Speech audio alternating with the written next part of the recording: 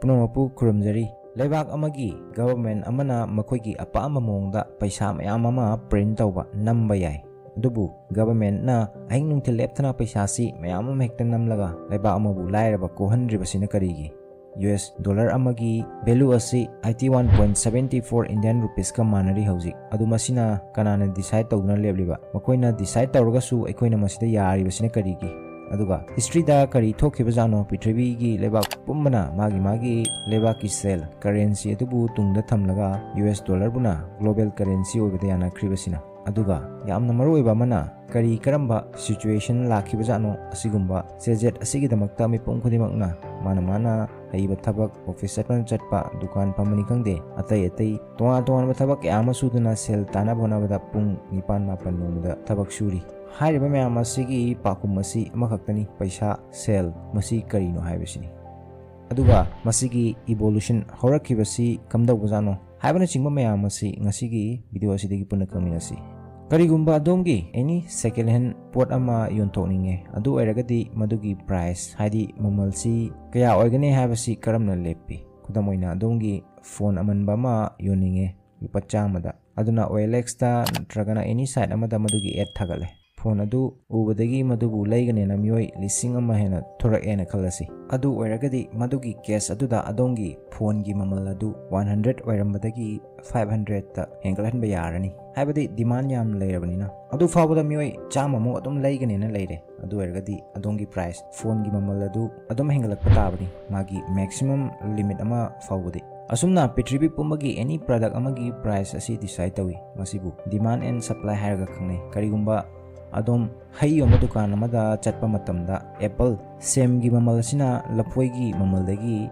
hena tangena khalasi masi sem na hena masak phajabigi dinate masi ichamcham na hairabada sem gi demand lairiba dugum magi supply asi marang kaide haibni. Gari saba company amana car chama sare madugi mamal asina 1 lakh ohelle aduna paisa paiba madubu leiba ngamba mi singdi car adubu leirani. Aduga paisa laitaba mi singidi bike natragana cycle ni khangde maduni yana bhona khrani. Ado nongmadi government na ikhang khangaudana paisa mayam ama print tawduna praja singda loina yenthoena khalasi. Aduna hauzik praja miyamda paisa mayam ama leinarani. Aduna market tasu paisa marang kaina leirani. Masina kari oirakani habata ngasai mioi chama khangna car leiba laklamada hauzik mioi lising natragana masidagi henba kayama car leiba laani. Aduna car sariba company aduna ngasai ekwina second hand phone yonda tawkhiba dugum madugi mamal du hengalaglani. Last ta gari dubu leiba ngamba mioi chama khak ngaidri fawa. Haiba thawong simak Zimbabwe na su tawki makoigi economy bu phaganabagi damakta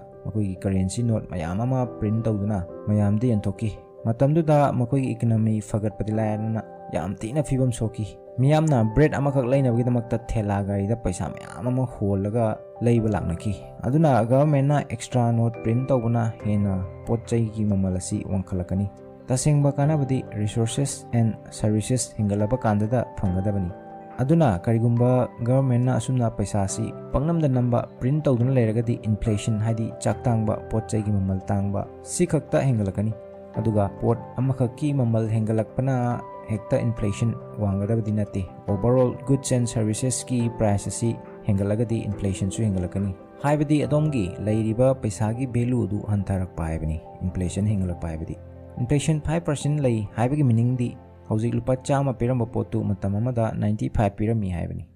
Hauzik paisa natragana sale masi karino haibado mu yengsi. Prithvi pumbagi oina chatnariba niyomgi matung ina kanagumba mana adomda karigi paisa pidoino.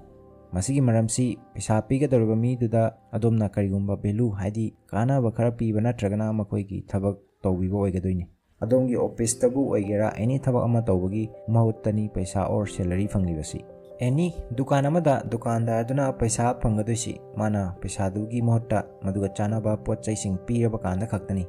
Aduna amaromda money is equal to value. Asumna matam-matamgi matungina money paisabu tongan ba posak singna mahut sinna lakli kudam oina ngallingai matamda thabak tawbagi mamal oina chanaba chengchak hawai chengwai piduna thabak tohnarami. Tapna mi singna matam sangna tekta kaidana thamba yaba potchai singdana hena interest leiraki kuina thambasu yaba madugi value su wangba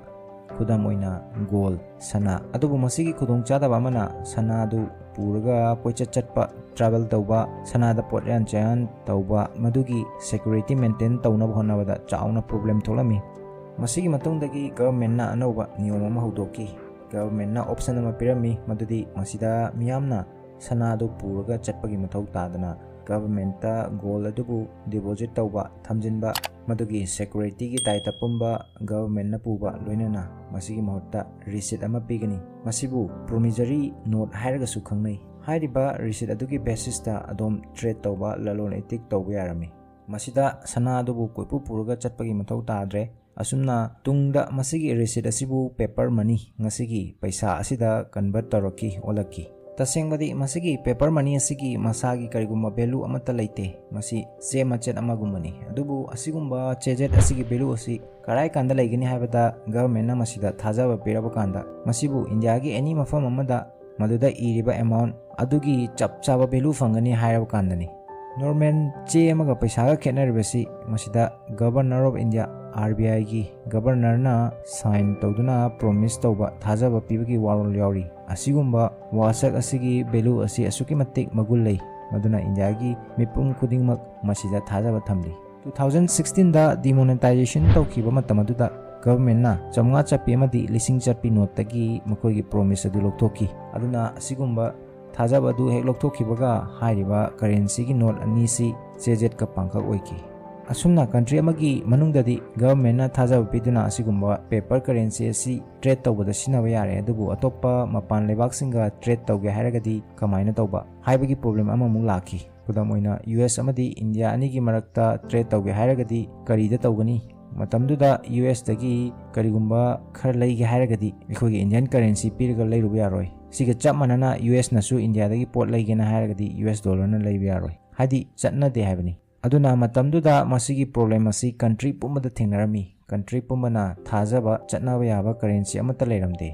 adubu matamduda afaba mana country khudima gold and silver dadi thajaba thamnarami adubu masing yamlaba gold amadi silver mafam amadagi amada puraga trade tawa habasi araiba oiramde aduna asigumba problem asigi solution puthoknabagi damakta gold standard koba policy ama hodoki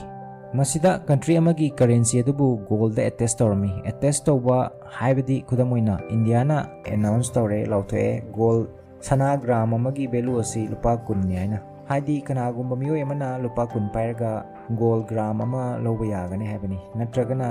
gold gram ama puraklaga madugi mahutta lupa 10 ga onaba yagani haibani sumaina US nasu announce tawre 1 gram gold gi value asi $2 ni haina sina haibadi $2 asi 1 gram gold ga chap manai haibani aduga somda namu 1 gram gold ga 20 rupees ka manarabani na automatically $2 gi value ga 20 rupees ka manare haibani aduna $1 gi value asi 10 rupees ka manarani hojik leba ani si trade taw matamda makoi currency gi problem do amata leroi haibadi country animak na khangi trade tawbada phangadoriba paisa adu anytime gold sanada onthokpa yagani haibasi adubu masimasu yengdabadi yade madudi trade tawduna collection tawriba currency sing adubu puduna sana go onthokpa chatpa matamda particular country adugi government da gold sana leiramdragadi maduna henna chawba issue ma oigadoribani aduna masidagi control tawnaba rule semki country amana makoi gi government da leiba gold aduga chanaba currency khaktamak print tawbagi aya pirami maramdi karigumba country amana topa country amada currency du thamlaga sana loba pamlagadi makoi hariba particular country du da sana piba ngambagi condition da leinabani asumna tawduna leba amaga trade tawba lalonitik tawba si horaki tasengna hairagadi matamduda gold sana na trade tawbani adubu masida currency di sumnagi pambai medium amakhakni hojik mayamna muk khanbiramba yai gold standard system asi yam phaba mani adu karigi lokthokriba haina loinana masi lokthokraga dollar bu karigi mu base oina mayamgi yanaba currency amu oirakribasina karigi habdo mu yengsi first world war horoppada country sing magi lebakpu ngakthongnaba khuchu khulai weapon mayam ama leiba taki yam chawa crisis ama oibana country pumba makoigi gold basis sinaraga currency sing aduna khuchu khulai leiba horaki asumna tawbasina tapna lebak kayamagi sana sing US ta ship tawba thaiba horaki ꯃꯔꯝꯗꯤ ꯃꯇꯝꯗꯨꯗ US weapon ꯌꯣꯟꯕ ꯌꯥꯝ ꯃꯔꯨꯑꯣꯏꯕ main exporter ꯑꯃ ꯑꯣꯏꯔꯝꯃꯤ ꯑꯁꯨꯝꯅ ꯑꯁꯤꯒꯨꯝꯕ war ꯂꯥꯟ ꯇꯧꯕꯒꯤ ꯑꯉꯥꯎꯕ ꯋꯥꯈꯜꯂꯣꯟ ꯑꯁꯤꯅ ꯃꯔꯝ ꯑꯣꯏꯔꯒ ꯂꯩꯕꯥꯛ ꯑꯃꯗꯒꯤ ꯑꯃ ꯃꯊꯪ ꯄꯩꯁꯥ ꯑꯃꯗꯤ ꯒꯣꯜ ꯁꯅꯥ ꯑꯅꯤꯃꯛ ꯂꯣꯏꯅ ꯂꯣꯏꯁꯤꯜꯂꯛꯈꯤ ꯑꯁꯨꯝꯅ ꯐꯥꯔꯁ ꯋꯥꯔꯜ ꯋꯥꯔ ꯂꯣꯏꯁꯤꯜꯂꯛꯄ ꯐꯥꯎꯕꯗ ꯀꯟꯇ꯭ꯔꯤ ꯑꯌꯥꯝꯕ ꯏꯀꯣꯅꯣꯃꯤꯛ ꯀ꯭ꯔꯥꯏꯁꯤꯁ ꯊꯣꯛꯇꯨꯅ ꯆꯥꯎꯅ ꯑꯋꯥꯕ ꯆꯩꯊꯦꯡ ꯐꯪꯂꯝꯃꯤ ꯑꯗꯨꯅ ꯂꯩꯕꯥꯛ ꯑꯃꯗ ꯁꯅꯥ ꯂꯩꯇ꯭ꯔꯕ ꯍꯥꯏꯗꯤ ꯇ꯭ꯔꯦꯗ ꯇꯧꯕꯗ ꯁꯤꯖꯤꯟꯅꯔꯤꯕ ꯕꯦꯁ ꯃꯔꯨꯑꯣꯏꯕ ꯄꯣꯠꯁꯛꯇꯨ ꯂꯩꯇ꯭ꯔꯒꯗꯤ ꯀꯔꯝꯅ ꯂꯩꯕꯥꯛ ꯑꯃꯒ ꯇ꯭ꯔꯦꯗ ꯇꯧꯒꯅꯤ ꯂꯣꯏꯅꯅ ꯀꯔꯦꯟꯁꯤ ꯄ꯭ꯔꯤꯟꯠ ꯇꯧꯕ ꯅꯝꯕꯁꯨ ꯌꯥꯗ꯭ꯔꯦ ꯍꯥꯏꯔꯤꯕ ꯃꯇꯝꯁꯤ ꯐꯥꯎꯕꯗ ꯑꯌꯥꯝꯕ ꯃꯦꯛꯁꯤꯃꯝ ꯒꯣꯜꯗꯤ USꯇ ꯂꯩꯈꯤꯔꯝꯃꯤ ꯑꯗꯨꯕꯨ ꯇꯞꯅ ꯂꯩꯕꯥꯛꯁꯤꯡ ꯃꯥꯒꯤ ꯉꯝꯕ ꯊꯥꯛꯇ ꯍꯣꯠꯅꯗꯨꯅ ꯃꯈꯣꯏꯒꯤ ꯏꯀꯣꯅꯣꯃꯤꯕꯨ ꯆꯂꯥꯏꯅꯕ ꯃꯦꯟꯇꯦꯟ ꯇꯧꯅꯕ ꯍꯣꯠꯅꯔꯝꯃꯤ ꯑꯗꯨꯕꯨ ꯃꯇꯝꯗꯨ ꯐꯥꯎꯕꯗꯗꯤ ꯑꯃꯨꯛ ꯁꯦꯀꯦꯟ ꯋꯥꯔꯜ ꯋꯥꯔ ꯄ꯭ꯔꯤꯊꯤꯕꯤꯒꯤ ꯑꯅꯤꯁꯨꯕ ꯂꯥꯟꯖꯥꯎ ꯍꯧꯔꯛꯈꯤ ꯂꯣꯏꯅꯅ ꯃꯁꯤ ꯍꯤꯁꯇ꯭ꯔꯤꯗ ꯈ꯭ꯋꯥꯏꯗꯒꯤ ꯑꯦꯛꯁꯄꯦꯟꯁꯤቭ ꯑꯣꯏꯕ ꯁꯦꯜ ꯌꯥꯝꯅ ꯆꯪꯈꯤꯕ ꯋꯥꯔ ꯑꯃꯁꯨ ꯑꯣꯏꯈꯤ ꯃꯇꯝꯁꯤꯗ ꯀꯟꯇ꯭ꯔꯤ ꯑꯌꯥꯝꯕ ꯄꯨꯕ ꯊꯥꯡꯕ ꯉꯝꯗꯕ ꯁꯦꯟꯗꯣꯟꯁꯤꯡ ꯇꯣꯜꯂꯝꯃꯤ ꯂꯣꯏꯅꯅ USꯅ ꯃꯇꯝꯗꯨꯗ ꯈꯨꯠꯁꯨ ꯈꯨꯠꯂꯥꯏ ꯋꯦꯄꯟꯁ ꯌꯥꯝꯅ ꯆꯥꯎꯅ ꯑꯦꯛꯁꯄꯣꯔꯠꯁꯨ ꯇꯧꯈꯤ ꯑꯗꯨꯅ USꯀꯤ ꯒꯣꯜ ꯔꯤꯖꯥꯔꯚ ꯑꯁꯤ ꯆꯤꯡꯃꯨꯛ ꯋꯥꯡꯅ ꯂꯩꯔꯝꯃꯤ ꯄ꯭ꯔꯤꯊꯤꯕꯤ ꯄꯨꯝꯕꯒꯤ 80% ꯒꯣꯜꯗꯤ USꯇ ꯂꯩꯔꯝꯃꯤ ꯑꯗꯨꯒ ꯑꯃꯔꯣꯝꯗꯅ ꯑꯇꯩ ꯂꯩꯕꯥꯛꯁꯤꯡ ꯁꯦꯟꯗꯣꯟꯅ ꯈꯝ ꯊꯦꯡꯅ ꯄꯨꯊꯗꯨꯅ ꯂꯩꯔꯝꯃꯤ ꯑꯁꯤꯒꯨꯝꯕ ꯐꯤꯚꯝ ꯑꯁꯤꯗ ꯒꯣꯜ ꯁ꯭ꯇꯦꯟꯗꯔꯠ ꯍꯥꯏꯗꯤ ꯒꯣꯜꯕꯨ ꯀꯔꯦꯟꯁꯤꯗ ꯑꯦꯇꯦꯁ ꯇꯧꯗꯨꯅ ꯇ꯭ꯔꯦꯗ ꯇꯧꯔꯝꯕꯗꯨ ꯄꯣꯁꯤꯕꯜ ꯑꯣꯏꯗ꯭ꯔꯦ ꯆꯠꯅꯕ ꯌꯥꯔꯛꯇ꯭ꯔꯦ ꯃꯔꯝꯗꯤ ꯂꯩꯕꯥꯛꯁꯤꯡꯅ ꯒꯣꯜ ꯂꯩꯕꯒꯤ ꯃꯇꯨꯡ ꯏꯟꯅ ꯄꯩꯁꯥꯒꯤ ꯆꯥꯡ ꯄ꯭ꯔꯤꯟꯠ ꯇꯧꯔꯝꯕ ꯅꯝꯃꯝꯕꯗꯨ ꯒꯣꯜ ꯂꯩꯇ꯭ꯔꯕꯅꯤꯅ ꯌꯥꯗ꯭ꯔꯦ ꯑꯗꯨꯅ ꯒꯣꯜ ꯂꯩꯇ꯭ꯔꯕꯅꯤꯅ ꯇ꯭ꯔꯦꯗ ꯇꯧꯕ ꯌꯥꯗ꯭ꯔꯦ ꯇ꯭ꯔꯦꯗ ꯇꯧꯗ꯭ꯔꯕꯅꯤꯅ ꯀꯟꯇ꯭ꯔꯤ ꯑꯃꯅ ꯀꯔꯝꯅ ꯄꯩꯁꯥ ꯇꯥꯟꯒꯅꯤ ꯃꯁꯤꯅ ꯃꯔꯝ ꯑꯣꯏꯔꯒ ꯄ꯭ꯔꯤꯊꯤꯕꯤ ꯀꯟꯇ꯭ꯔꯤꯁꯤꯡ ꯃꯤꯇꯤꯡ ꯑꯃ ꯇꯧꯈꯤ 1944ꯗ ꯃꯗꯨꯕꯨ ꯕ꯭ꯔꯦꯇꯟ ꯋꯨꯗ ꯀꯟꯐꯔꯦꯟꯁ ꯍꯥꯏꯔꯒ ꯈꯪꯅꯩ ꯍꯥꯏꯔꯤꯕ ꯃꯤꯇꯤꯡ ꯑꯁꯤꯗ IMF International Monetary Fund amadi IBRD International Bank for Reconstruction and Development kouba organization ani semki IBRD gi mathau asina war landa mang takraba lebak singbu mateng pangba amu hanna semgattuna makoi gi economy stabilize tawba hingalhanba sini hojikna masibu World Bank haina khangnariba sini aduga IMF ki mathosina lebak sing amaga trade lalolitik tawhanba sini hojiki matam asidasu karigumba lebak ama economy marai chaitharaba crisis thokpa taragadi hairiba organization anisina support tawi hairiba meeting aduda decide toki goal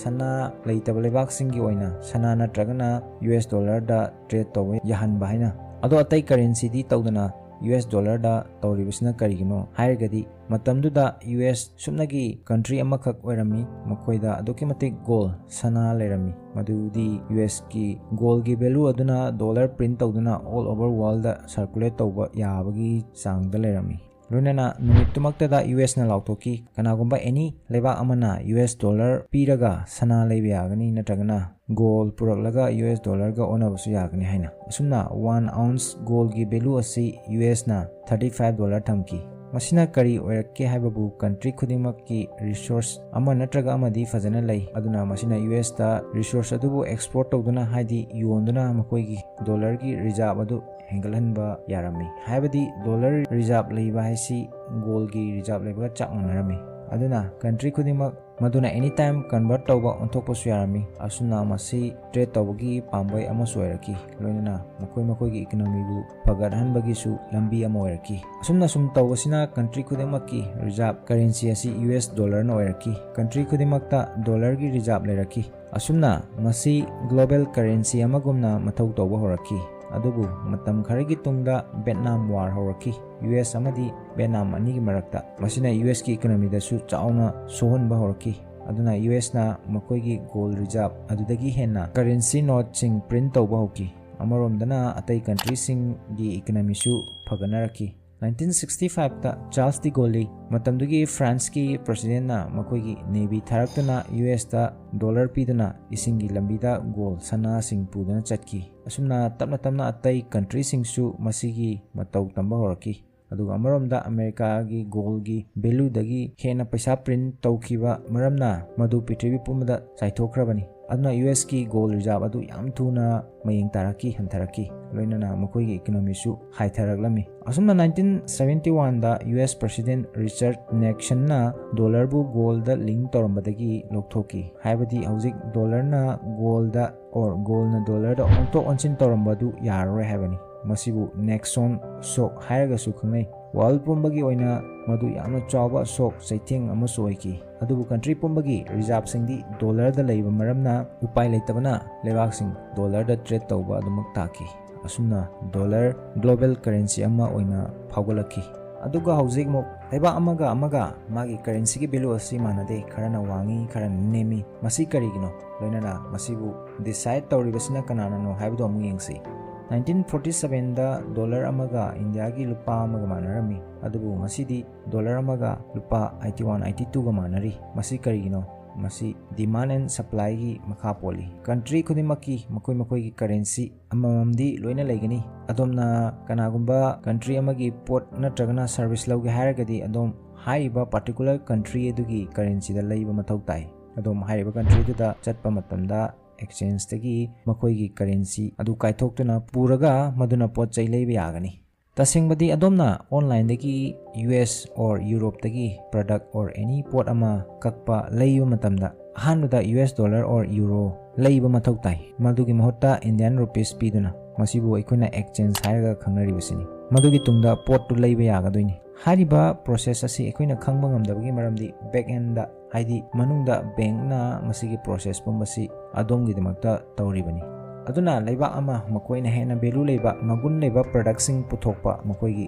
services and resources sing hena demand leiba pamnaba atai country sing dagi adugumba leiba or country dugi currency gi value du yamgani maramdi atai country singi darkar gi matung ina haiba country adugi currency adu makoi currency du piraga leigani sina haribasi adugumba country dugi demand adu hengal haibani demand hengalabadi country dugi currency gi value adu wangkhalak patabani khudam oina bread packet amagi mamal asi India da lupa 10 pire aduga masiga chamanaba brand amadi quality gi bread adu US da $20 pire na khalasi masida ikona exchange rate calculate tawge haragadi madubu 10 by 20 na divide tawgani asigumba exchange asigi su type lairi hojik bread ki example asigumba sina floating exchange haraga khangnai masida demand and supply gi matung ina rate ta hongba leigani masi forex or crypto da trade tawba chinnaw singdi soina khangbirangani khanjai ani suba asina fixed exchange country khara makoi ki